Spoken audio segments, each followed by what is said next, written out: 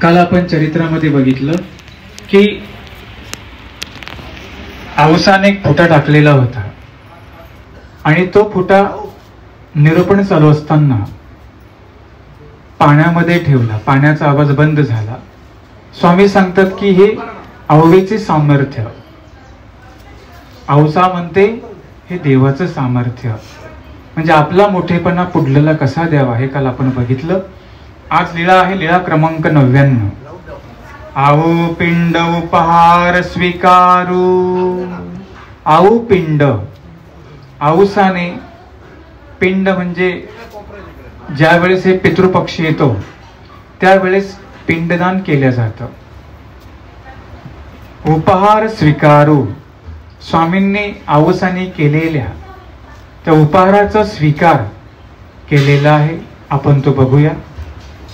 एकोदी सोमवारी झाली. एक दिवस सोमवारी झाली म्हणजे सोमवती अमावस्या आलेली आहे. तो सोमवारी अपार लोकू आलासे. त्या सोमवारीला, त्या सोमवती अमावस्येला अपार लोक म्हणजे भरपूर लोक या नदीवर श्राद्ध करण्यासाठी, पिंड प्रदान करण्यासाठी आलेले आहेत. औसे बाहेरी निघाली. औसा ते पाहण्यासाठी, हे लोक काय आहेत हे पाहण्यासाठी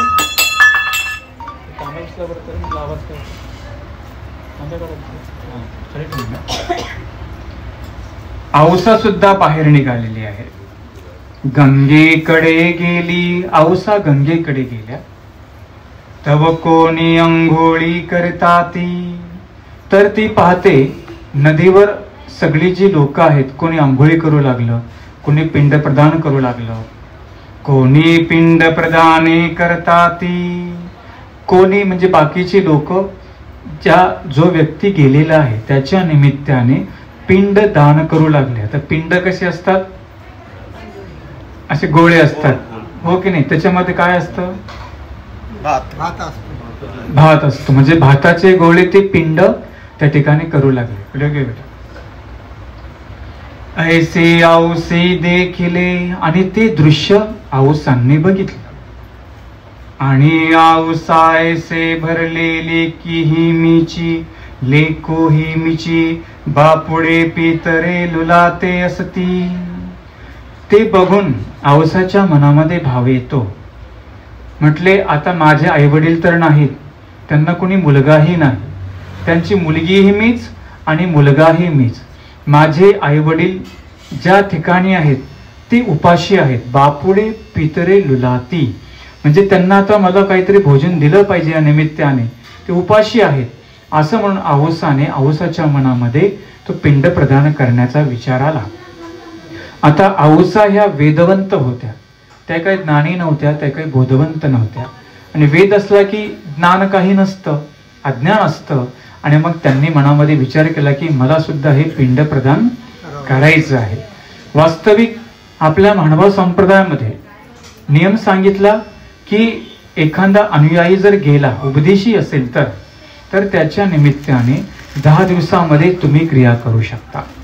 स्वामींचं वचन आहे 10 दिवसाभितरी की जे ते पावे. म्हणजे त्या जीवाला त्या गोष्टी पावन होत असतात. पण कधी 10 दिवसाच्या आतमध्ये केल्यानंतरच. तो गेल्यापासून अवधी संपेपर्यंत तुम्ही धातुदान करा, वस्त्रदान करा, अन्नदान करा, पूजादान करा, त्या जीवाचा प्रित्यर्थ शांतिपाठ करा. ही सगळी क्रिया त्या जीवाला लागू होत असते. परंतु 10 दिवसाच्या नंतर कुठलीच क्रिया त्या जीवाला लागू होत नाही. म्हणून तर आपल्यामध्ये वर्ष श्राद्ध आणि पिंड वगैरे केल्या जात नाही. हे पिंड वगैरे जे आहे की नाही, हे सगळ्या ब्राह्मणांनी आणलेले एक फॅड आहे. गरुडा पुराणामध्ये सुद्धा 10 दिवसाचाच उल्लेख आलेला आहे. म्हणून ब्राह्मण लोक 10 दिवसामध्ये तुमच्या घरचं खात नाहीत. सिधा घेऊन जातील, कोरडा सिधा नेतील. त्याला जेवा बरं म्हणा, जेवतील का? ते नाही जेवणार. आणि म्हणून त्यांना जेवायला जमत नाही.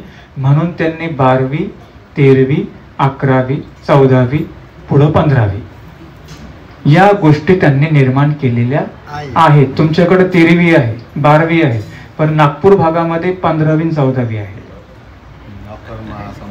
अक्कर मास वगैरे सगळे तेनच लावले. हा, स्वामींचे ठिकाणी प्रमाण आहे की 10 दिवसामध्ये केल्यानंतरच त्या जीवाला त्या गोष्टी पावन होतात. आमच्या ब्रह्मविद्या शास्त्रामध्ये सांगितलं, ज्ञानिया का ईश्वर, जर काही शीत प्रवेशन होईल तर त्या प्रेताचे सगुण होत असत. हे प्रतिदेहाचे नरक म्हणजे 18 वर्षाला विकल्पाचा संचार होतो. 92 वर्षापासून जितक्या दिवस जियाला तोपर्यंत त्याला विकल्पाचं हे देह भोगावं लागतं. तुम्हाला माहिती आहे प्रतिदेह कसं असतं? तुम्हाला थोडक्यामध्ये सांगतो. हे सुद्धा एक प्रकारचे नरक असतात. म्हणजे प्रतिदेह या गळ्या इतकं बारीक छिद्र असतं, मोठं पोट असतं, समुद्र प्यावा एवढी त्याला ताण लागते आणि डोंगर खावा एवढी त्याला भूक लागत असते, परंतु तो तडफडतो कारण की सुई एवढं छिद्र असतं. कशाचं? त्याच्या गळ्याचं. घास घ्यावा तर खाली उतरत नाही, पाणी प्यावं तर खाली जात नाही. आणि एवढंच नव्हे तर त्याच्या अंगाला तुम्ही तिळाच्या पेंड्या बघितल्या ना, ज्याला कोळे असं म्हणतात, त्याचा अग्नी किती भयानक असतो. तुम्ही लाकडाचा अग्नी सहन करू शकाल, तुम्ही दुसऱ्या कुठल्याही तुराटीचा अग्नी सहन करू शकाल, परंतु तिळाच्या काडीचा अग्नी मनुष्य सहन करू शकत नाही. एवढी दाहकता त्या प्रतिदेहाच्या ठिकाणी असते. अखंड जळतची असतो. ह्या झाडाखाली त्या झाडाखाली त्या झाडाखाली तो जात असतो, परंतु कुठेही रिगवेना, कुठेही त्याला स्वस्थता बसू वाटत नाही. कारण का? अग्नीच तसा असतो. हे प्रतिदेहाची नरक हे सैंग लोकांमध्ये भोगवली जातात. ते आत्ताच आहे का प्रतिदेह? नाही, 10 दिवसामध्ये तर असतच, परंतु सैंग लोकी सुद्धा गेल्यानंतर त्याला या प्रतिदेहाचे नरक मात्र भोगावी लागतात. म्हणून उपदेश किती महत्वाचा आहे. दशक्रिया कोणाची होते? ज्याने उपदेश घेतला त्यांची दशक्रिया होते.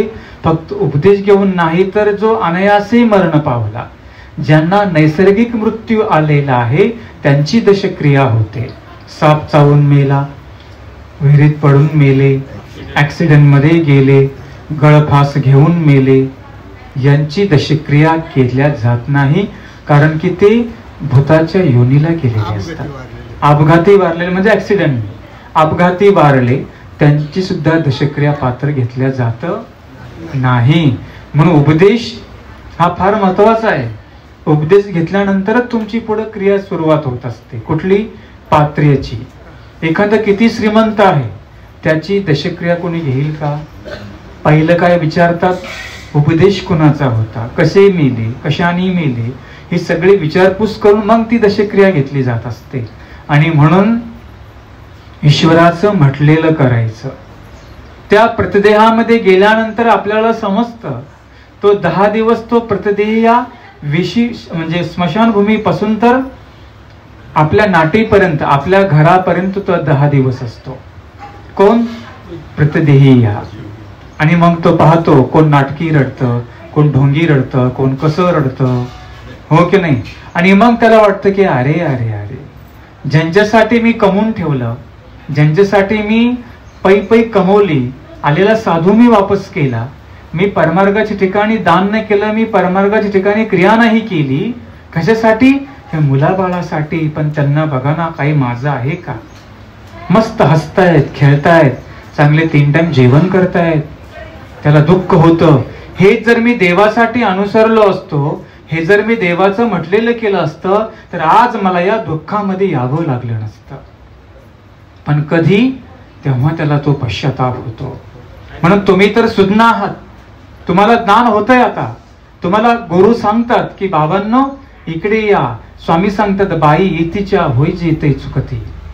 जर तुम्हाला हे नरक चुकवायचे आहेत का, तुम्हाला इथलं व्हावं लागेल, आम्हाला अनुसरावं लागेल तुम्हाला, तर तुमचं ती चुकणार आहे. जोपर्यंत तुम्ही आमचे होत नाही तोपर्यंत तुमचं काही चुकणार नाहीये. म्हणून उपदेश जरी घेतला तरी 12 वर्षाचं एवढं दुःख तुम्हाला दूर केलं जातं आणि सुख फळामध्ये पुढे ठेवल्या जातं. पण आपण ती अपेक्षा का बरं करायची? आपण तर अनुसरायचंच हो देवाला. आपण तर खूप लेट झालो. वाटोळी आपण. वाटोळी म्हणजे नर्मदेचा गुंडा. या नदीमधून त्या नदीमध्ये, त्या नदीमधून त्या नदीमध्ये आपण पण तसेच या सृष्टीमधून त्या सृष्टीमध्ये, त्या सृष्टीमधून त्या सृष्टीमध्ये आपण वाहत चाललेलो आहोत. आणि म्हणून अशा प्रकारचे प्रतिदेहाचे नरक असतात. आणि हे लोक काय म्हणतात की आमचे पितर लुलाती, म्हणजे त्या ठिकाणी ते आहेत, परंतु ते त्या ठिकाणी नसतात, तर ते दुसऱ्या कर्मफळामध्ये असतात. यांना काही माहिती आहे का? नाही. ज्याच्यासाठी खाऊ घालतो त्याला लाभ काहीच नाहीये, पण जो खाऊ घालतो का त्याला लाभ होतो. कारण की का? पितर नामे जी देवता ती सर्व ग्रहण करते, ती त्याचं फळ देते. श्री गोपालकृष्णांनी गीतेमध्ये काय सांगितलं? यांती देवा व्रता देवान पितृन्याती पितृव्रता भूतेनी यांती भूते ज्या यांती मध्या जिनोपिमाम. हे अर्जुना, जे पितराची पूजा करतात ते त्याला जाऊन भेटतात, जे भूतयोनीची पूजा करतात ती त्यांना जाऊन भेटतात, त्यांचं फळ ते देतात, परंतु जे माझी पूजा करतात ते मला येऊन भेटतात. म्हणून आपल्यामध्ये सांगितलं पुरुषोत्तम क्षेत्राला जायचं नाहीये. पुरुषोत्तम क्षेत्र म्हणजे कोणतं? शेगाव, शिर्डी, हो की नाही? या ठिकाणी या पुरुषांच्या समाध्या त्या ठिकाणी त्यांना पुरलेला आहे. आणि त्याच्यावर त्यांच्या समाध्या बांधून जनार्दन स्वामी हे पुरुषोत्तम क्षेत्र आहे आणि त्या समाधीची पूजा ती करतात. परंतु देवता त्या ठिकाणी अभिमान घेते म्हणून त्यांचं ते प्रस्थ वाढलेलं आहे. याला म्हणतात पुरुषोत्तम क्षेत्र. म्हणजे ती थडग्याची पूजा असते, समाधी पूजा असते. आपण जावं का समाधी स्थळावर? नाही जावं. शेगावला काय समाधीच आहे, तर आपले लोक कारंजे बघायला जातात. कुठे गेले तुम्ही? नेपाळत्यामध्ये गेले. जर तुम्हाला बघायला जायचं आपल्या स्थानाकडे जा, तिथे सुशोभीकरण आहे ना. अन्य लोकांनी सुद्धा जत्रेला या क्षेत्राच्या ठिकाणी जायचं नाही. एवढंच काय, तुम्ही दिंडी, जागरण, गोंधळ या सुद्धा ठिकाणी आपण जाऊ नये. का? त्या ठिकाणी देवतेचं प्रस्थ असतं. जरी नातेवाईकांनी बोलवलं, 2 मिनिटं भेट द्यायची आणि निघून लगेच जायचं. लईच आग्रहाचा असेल, प्रतिकूल असतील तर बरं का, पण अनुकूल असतील तर जाण्याची गरज काही नाहीये. काय होणार आहे का तिथे जाऊन? काहीच होणार नाही. आणि लोक किती चुकीच्या क्रिया करतात की हे जे पिंड प्रदान करतात, किती मोठा खर्च आहे. समोरचा सांगतो, हा फसत असतो, अरे बाबा तू ज्यांच्यासाठी करतोय ना ते दुसऱ्या योनीमध्ये गेलेले आहेत. उदाहरणार्थ, ज्यांच्या निमित्ताने करत आहे तो गेलाय कुत्र्याच्या योनीमध्ये, तो गेलाय गाढवाच्या योनीमध्ये, तो गेला झाडाच्या योनीमध्ये, आणि मग त्याच्या निमित्तानं पिंड प्रदान करून तुमचा फायदा होईल का? नाही होणार. म्हणून उपदेशांनी लक्षामध्ये ठेवा. प्रामुख्याने तुम्हाला आपल्याला सांगतोय की उपदेशांनी पिंड, श्राद्ध, पितृ पंधरवडा अजिबात करायचा नाही. एवढंच काय, त्या निमित्ताने त्या दिवशी पंगत सुद्धा मार्गामध्ये जाऊन करायची नाही. काय काय लोक असं नाही का असं काढतात बरोबर आणि त्या दिवशी पंगत करतात. म्हणून पितृ पंधरवाड्यामध्ये शक्यतो मार्गामध्ये पंक्ती घेतल्या जात नाही. करायचं का असं? नाही. मी तुम्हाला काय सांगितलं, जे लोक जिवंत आहे ना त्यांच्याकडून क्रिया करून घ्या. मेल्यावर त्यांचा पुळका करत बसू नका. जिवंत जे आहेत ना तिला मार्गात घेऊन जाते, आजीला कर आई क्रिया. मेल्यावर तिच्या निमित्ताने कुठलं श्राद्ध तिरवी तुम्ही उपदेशांनी करायची. हे कोण सांगते? चरित्र प्रमाण आहे. आता पुढे संदर्भ ते तुम्हाला आम्ही सांगतो, पण मुद्दा सांगितला की अशा प्रकारे औसा त्या ठिकाणी करू लागली आणि ते पिंडाची क्रिया चालली होती. तिला सुद्धा वाटतं की मी माझ्या आईवडिलांच्या निमित्ताने पिंड वगैरे मी करावं. एका ब्राह्मणापाशी आली. आता ब्राह्मण तिथे बसलेले होते. ब्राह्मणाजवळ त्या आल्या. है रे, ही पुरुषार्थ है रे, पिंड पाडसी रे. आता भाषा एकदम भारी होती. पिंड पाडसी रे, पिंड पाडतो का तू? हो आई. त्याचं कामच ते होतं. ते म्हटलं द्या, आणा पैसे. काय किती पाडायचं मी पाडतो, पिंड काय करायचं तुम्हाला सांगा. मग गोसावी दिदला बैरवासो तो तया ब्राह्मणासी दिदला. बघा औसा कशी होती आज्ञा. स्वामींनी तिला एक वस्त्र दिलेलं होतं. ते वस्त्र काही साधं होतं का? कटकट बेटा, पुन्हा व्हिडिओ ना गेले पाहिजे, 5-5 मिनिटाचा करत जा. ते जे वस्त्र होतं ते वस्त्र स्वामींनी परिधान केलेलं होतं. अहो ते वस्त्र आमचे स्वामी सांगतात की येथीचा परमाणु ब्रह्मादिका दुर्लभ. बाई, श्री प्रभूचं वस्त्र आणि रज हे कुणीकडे विरुद्ध आहे. म्हटलं येथीचा परमाणु ब्रह्मादिकाला दुर्लभ आहे आणि तुम्ही म्हणता ही बाबांची रज आहेत. नाही, ही श्री प्रभूंनी पांघरलेलं वस्त्र आहे. स्वामींनी जे परिधान केलेलं वस्त्र होतं ते स्वामींनी औसाला दिलेलं होतं. त्या मग ते बहिर्वासू ब्राह्मणासी दिदला, मग तया करवी पिंड पाळविते असती. स्वामींचा एवढा मोठा फुटा काय झाला, त्या ब्राह्मणाला देऊन टाकला. ज्याचं किती मूल्य आहे, ज्याची लाखो रुपये किंमत आहे, तिने ते सहजपणे पिंडासाठी त्या ब्राह्मणाला दिलं. भट्टोबास गंगेकडे गेले तव देखिले. आता भट्टोबासांनी औसाला बघितलं, ही या लोकांमध्ये काय करते जाऊन.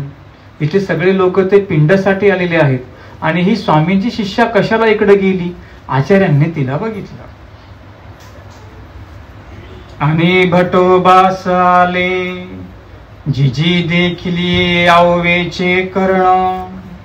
ज्या ठिकाणी स्वामी बसले होते सिंहस्थळीकडे, त्या ठिकाणी भट्टोबा स्वामींकडे आले. म्हटले, बघा ना देवा, तुम्ही औसाला जो फुटा दिला होता, फुटा घेऊन गेल्या आणि त्या ब्राह्मणाकडून म्हटले पिंड प्रदान करून घेता आहेत. कोण? औसा. गोसावी जो दिदला बहिर्वास तो एकी ब्राह्मणासी दिधला. आणि म्हटले तुम्ही तिला जो प्रसन्नतापूर्वक जो फुटा दिला होता, तिने एका तो ब्राह्मणाला देऊन टाकला. तया करवी पिंडू पाडवी तसे. तया करवी म्हटले पिंड पाडून घेते आहे. ऐसे भटोबा सा सांगो सरले. अशा प्रकारे भटोबा स्वामींना सांगितलं.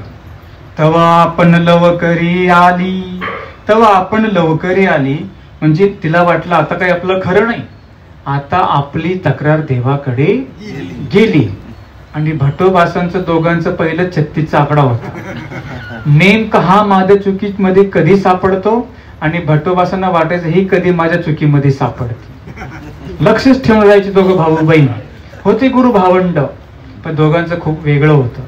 ते एक प्रेमच असतं म्हणा, हो की नाही. आणि मग लगेच औसा पाहिलं की लगेच निघून गेली. पहिलं देवाकडे जाऊन बसा, नाही तर उद्या बोलणे खावे लागतील. मग सर्वज्ञे म्हणितले हे काही नायका, तुम्ही दीक्षिताची कन्या उपासनीयाची सोन. स्वामी त्यांना म्हणतात, हे काय औसा, म्हटले तुम्ही दीक्षिताची कन्या, अहो तुम्ही उच्च कुळामधले आहात. उपासनीयाची सून, तुमचं कुळ सुद्धा खूप श्रेष्ठ आहे. नाथपंथी उपदेशू. आणि म्हटले तुम्ही काही सामान्य आहात का, तुम्हाला नाथ पंथाचा उपदेश आहे. वरेथीचे दर्शन. आणि तुम्ही एवढ्या कुळातले आहात, वर तुम्हाला आमच्या सारख्या परमेश्वराचं दर्शन तुम्हाला आहे, तुम्हाला आमच्या सारख्या ईश्वराचं सानिध्य तुम्हाला आहे. तेनेही नववेची माता येणे काही होईल. स्वामी म्हणतात, बाई दीक्षितांची कन्या उपासण्याची सून नाथपंथी, एवढंच नव्हे तर तुम्ही उच्च कुळामधला असून तुम्हाला आमचं सन्निधान आहे. जर याने काही तुम्हाला लाभ झाला नसता का, तुम्ही तिकडे पिंड करण्यासाठी कशासाठी गेला, ते स्वामींना म्हणायचं होतं.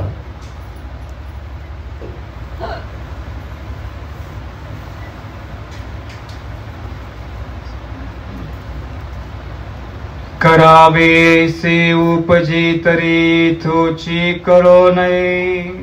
स्वामी सांगतात, जर तुम्हाला बाई ती विधीत जर करायचा होता तर आमच्या ठिकाणी करायला पाहिजे होता. तुम्ही आम्हाला म्हणायला पाहिजे होतं की बाबा माझे आई वडील अशा अशा ठिकाणी आहेत, त्यांच्या निमित्त मला अशी क्रिया पिंडप्रदानाची क्रिया करायची आहे. आम्ही केलं नसतं का, आम्ही केलं असतं, परंतु तुम्ही आम्हाला काहीच म्हटलं नाही.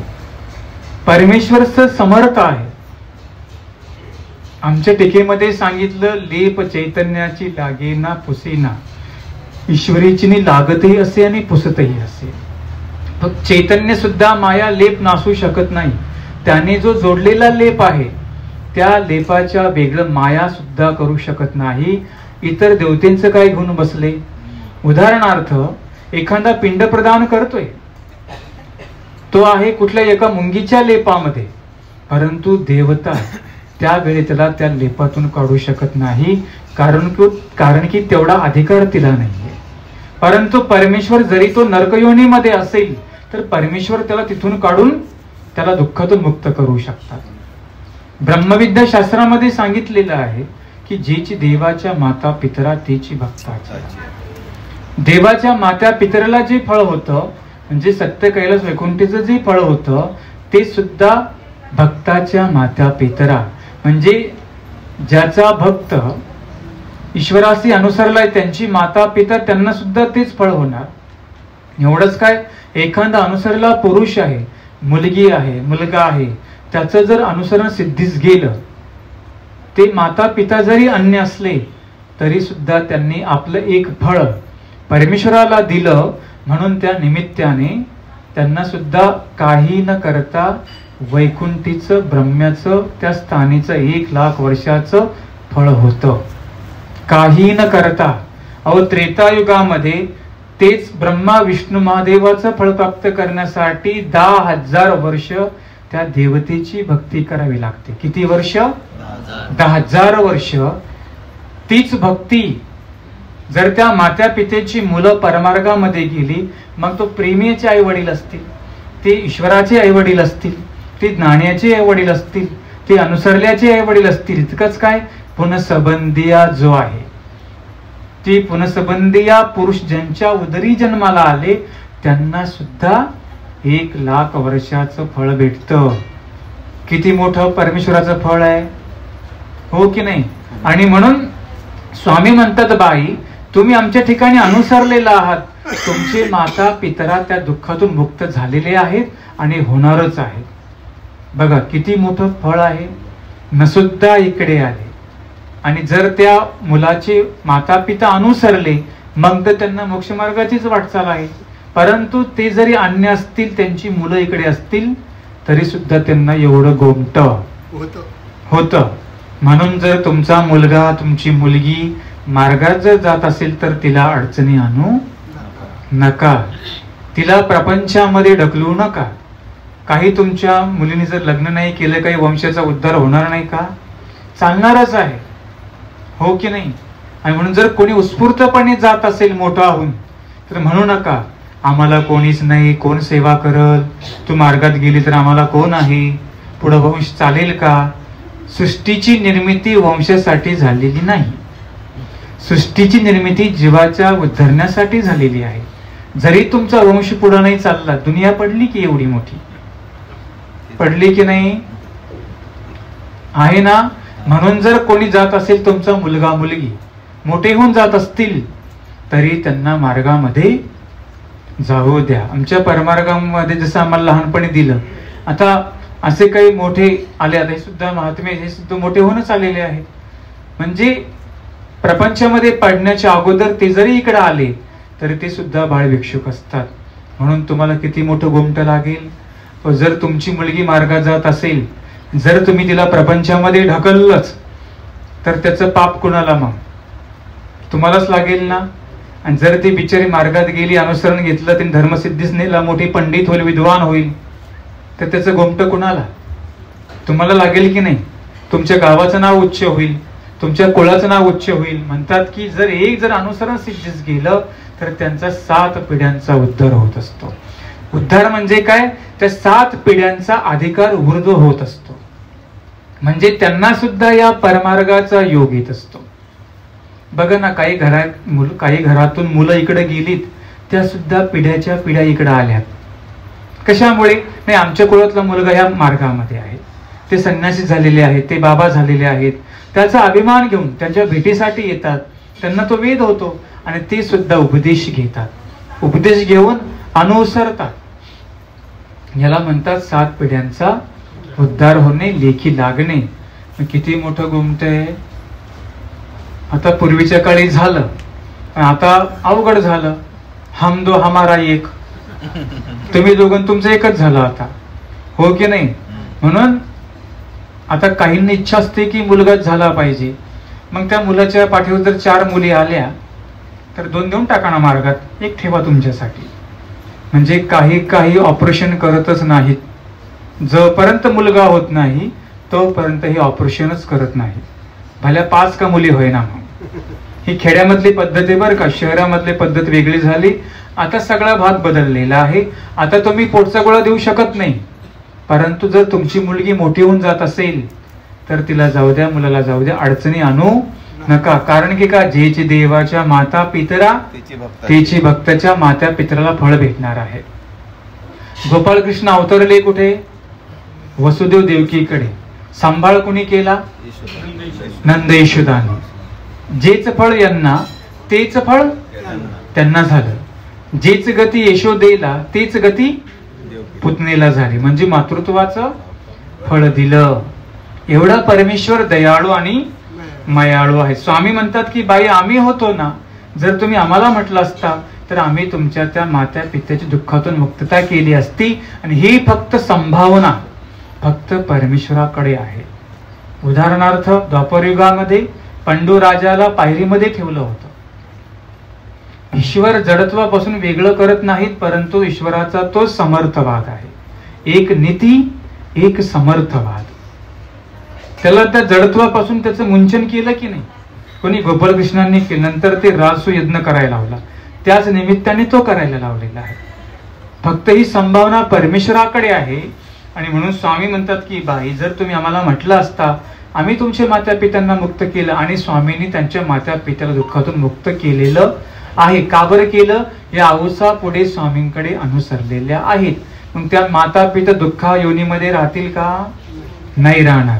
आणि म्हणून लक्षामध्ये ठेवा की जर तुम्हाला कोणी म्हणत असेल की आपल्या आईच्या नावाने श्राद्ध पित्र करायचं, त्यांना सांगायचं ते या भागाला गेलेले आहेत, देवतेच्या भागाला त्यांना जाऊ द्यायचं. कोणी जर तुम्हाला आग्रह करत असेल तर तुम्ही मात्र ती क्रिया अजिबात करायची नाही बरं का.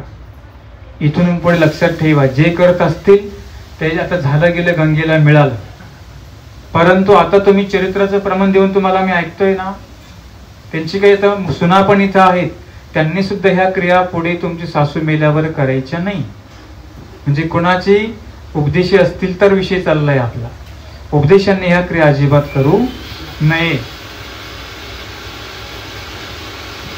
सर्वज्ञे म्हणतले वानरे आजा एको दामोपा.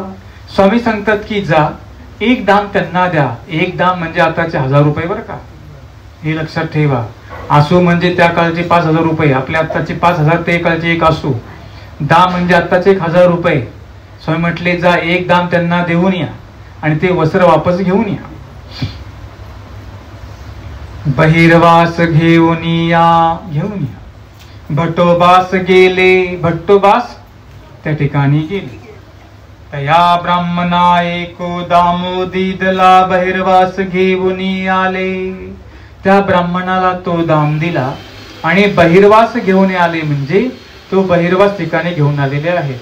मग एको दिसू भटोबास दे गावा गोसाव्याची वस्त्रे आणाव्या निघाले. एक दिवस भट्टोबास देगावला स्वामींचे वस्त्र आणण्यासाठी निघाले. संदर्भ लक्षामध्ये आला ना तुमच्या, की स्वामींनी त्यांना पिंड प्रदान वगैरे करू दिलं काही नाही. स्वामी म्हटले जे काही तुम्हाला करायचं आमच्या ठिकाणी तुम्ही करा, आम्ही त्यांची दुःखातून मुक्तता करू. कोण करू शकतं? फक्त परमेश्वर. म्हणून 10 दिवसामध्येच करा, त्याच्या पुढं काहीच करायचं नाही. वस्त्रे आणावया निघाले तवावसी म्हणतले जिजी स्वामी जगन्नाथा. नागदया करवी माते पैलाडी घालवी जो. औसा म्हणते जिजी देवा, आता देगावला आचार्य चाललेले आहे, त्यांच्या करवी मला पलीकडे पोच करून द्या.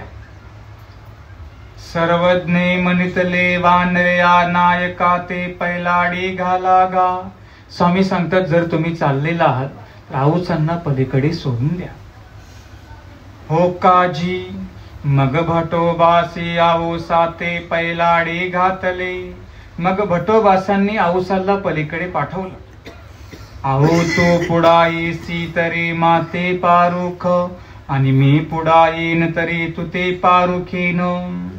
औसाला भट्टोबास म्हणतात, तू जर लवकर आली तर माझी वाट पहा, मी जर लवकर आलो तर मी तुझी वाट पाहतो, आपण दोघेही सोबत जाऊया.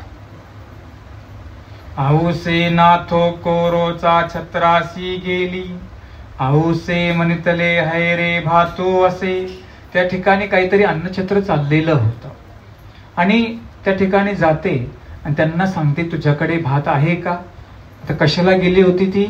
स्वामींच्या आज्ञेवरून ती भात आणण्यासाठी गेली होती ना, तिला ते पिंडाची क्रिया करायची होती, स्वामींना ते भोजन स्वीकार करायचं होतं, म्हणून त्या गेल्या होत्या. आओ शिळासे, ते म्हटले भात शिळा होता, घेऊन ये रे. ते शिळ्या भाताच्या ढेपानी लिया, अहोसी बहिर्वासो पसरिला, अनेक भातू आणि रे. ती म्हणते अनेक भात घेऊन ये दुसरा. काही मनी काही मही आणि रे, मही म्हणजे दही. दधी भातू कालविला, दही भात कालवला. मोठ बांधून घेऊन आली, आणि मग मोठ म्हणजे ते गठोड्यामध्ये बांधलं आणि स्वामींकडे घेऊन आल्या. तव भटोबास पुढाले, गंगे पाणी चढत असे. गंगे पाणी चढत असे, त्या गंगेमध्ये पाणी चढू लागलं. पाणी चढले, दोघे रिघाली मध्यु पातले, आणि थांबो नाही म्हणजे आता पाण्यामध्ये बुडायला लागले. आणि भटोबासी म्हणतले, आओ सांडी सांडी पाणी भातू वहावला. ते म्हटले टाकून दे, आता आपण बुडायला लागलो, सोडून दे म्हणे गठोडं पाण्यामध्ये, त्याला धरून बसू नको, जर धरलं तू वाहून जाशील. पण ती हुशार होती, तिने आपल्या काखामध्ये गठोडं धरलं. आता बाई कधी हुशार असावी लागते, हो की नाही? जे बाई जरा कुशल आणि हुशार असते त्याच व्यवस्थितपणे पुढे प्रपंच चालवू शकतात.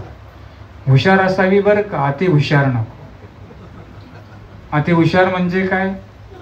जर यजमान म्हणत असेल देऊ 2 पायल्या, ही म्हणते 1च पायली द्या, याला म्हणतात अति हुशार. जर लावत असतील 100 रुपये, हे म्हणते लावा ना 10 रुपये, काय होतं? लावू द्यायचं, क्रियेला आड आणायचं नाही. हुशार उलट तुम्ही द्या, हे 50 घ्या, जास्त लावा. कधी यांना घडत तर नाही, कधी नवस बाबा घरी आले तर तुम्ही पूजन करा.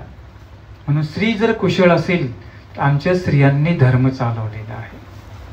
पुरुष उतावीळ असतात, धरतील बी सोडून पण देतील, परंतु स्वामी काय सांगतात, स्त्री जर एखाद्या गोष्टीला प्रवृत्त होतच नाही आणि झाली तर लवकर निवृत्तही होत नाही. तुम्ही कसे घाईघाईने घेसाल पण लगेच डोकं काही भनकलं सोडून पण देसाल, ह्या तशा नाहीये.